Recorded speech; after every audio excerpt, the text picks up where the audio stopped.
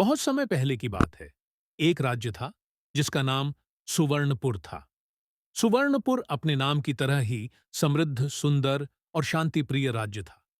वहां के राजा वीरेंद्र सिंह अपनी बहादुरी, ईमानदारी और न्यायप्रियता के लिए पूरे देश में प्रसिद्ध थे। उनका राज्य चारों दिशाओं में फैला हुआ था और वहां के लोग खुशहाल जीवन जीते थे।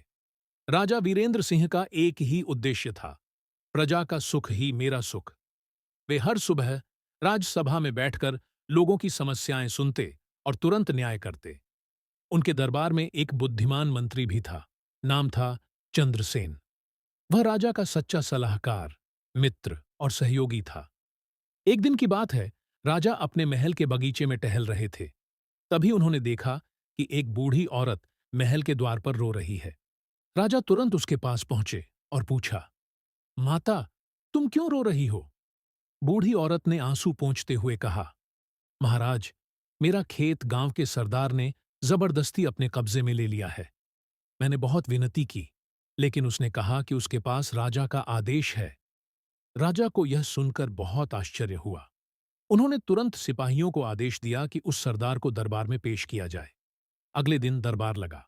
बूढ़ी औरत, गांव का सरदार और मंत्री चंद्रसेन तीनों हाजिर हुए। राजा ने पूछा, सरदार, क्या तुमने उस औरत की जमीन छीनी है? सरदार बोला, महाराज, मैंने कुछ गलत नहीं किया। यह जमीन तो मेरे पुरखों की थी। मेरे पास पुराने दस्तावेज हैं। राजा ने दस्तावेज देखने को कहा। दस्तावेज बहुत पुराने थे और उन पर कुछ अक्षर मिट चुके थे। चंद्रसेन ने ध्यान से देखा और कहा, महाराज, यह लेखन तो उस समय का है जब यह गांव राजा विक्रमदेव के अधीन था, लेकिन यह प्रमाण अधूरा है। राजा ने कहा, जब तक सच्चाई सामने नहीं आती, किसी का भी फैसला नहीं होगा। उन्होंने चंद्रसेन को आदेश दिया कि वह गांव जाकर सच्चाई का पता लगाए। मंत्री अगले दिन गांव पहुंचे। उन्होंने गांव वालों से पूछताछ की। कुछ लोगों ने कहा कि वह खेत बूढ़ी औरत के पति ने अपने खून पसीने से बनाया था। दूसरों ने कहा कि सरदार हमेशा लोगों की जमीन हड़पता रहता है। चंद्रसेन ने उस खेत की मिट्टी उठाकर देखी। मिट्टी उपजाऊ थी, लेकिन खेत के किनारे पर एक पुराना पत्थर पड़ा था, जिस पर कुछ शब्द खुदे हुए थे। धूल साफ करने पर लिखा दिखा, यह खेत धनीराम पुत्र राधा कृष्ण का है। धनीराम वही बूढ़ी औरत का पति था। चंद्रसेन सबूत लेकर दरबार लौटा। राजा ने पूरी बात सुनी और घोषणा की, यह खेत उसी का है जो अपनी मेहनत से उसे जोतता है। दस्तावेज अधूरे हैं, लेकिन पत्थर पर लिखा प्रमाण स्पष्ट है।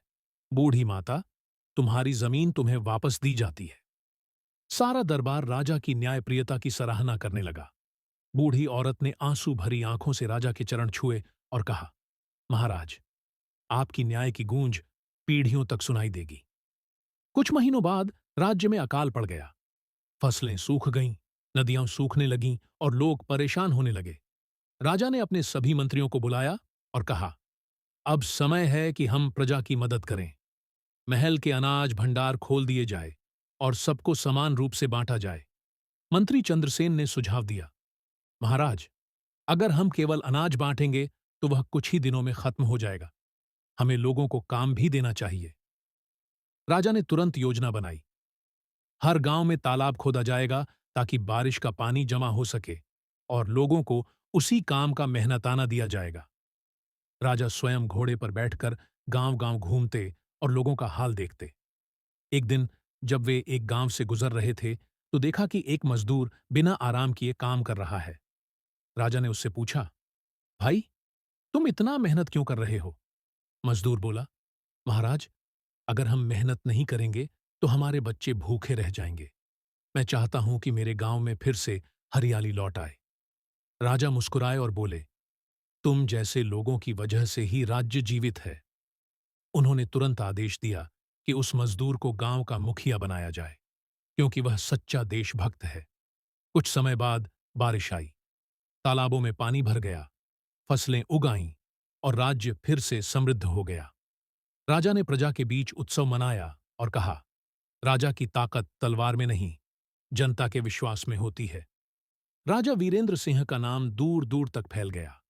दूसरे राज्य के लोग भी उनके न्याय और नीति के उदाहरण देने लगे। लेकिन समय बदलता है।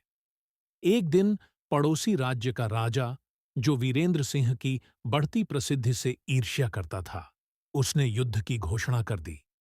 वीरेंद्र सिंह ने युद्ध स्वीकार किया, पर उन्होंने पहले संदेश भेजा, हम युद्ध नहीं चाहते। अगर तुम अन्याय छोड़ दो, तो मैं तुम्हें मित्रता का हाथ बढ़ाता हूं। परंतु लालची राजा नहीं माना और हमला कर दिया। युद्ध शुरू हुआ। वीरेंद्र सिंह ने अपनी सेना का नेतृत्व स्वयं किया। कई दिन तक भयंकर युद्ध चला। अंत में वीरेंद्र सिंह की रणनीति और सेना की बहादुरी के कारण विजय मिली। उन्होंने हार चुके राजा को कैद नहीं किया, बल्कि उसे क्षमा करके कहा, जिसमें क्षमा करने की शक्ति है, वही सच्चा विजेता है। उस दिन से वीरेंद्र सिंह का नाम न्यायी राजा के रूप में इतिहास में अमर हो गया। राजा ने अपने जीवन के अंतिम दिनों में कहा, मुझे अपने महल की दीवारों में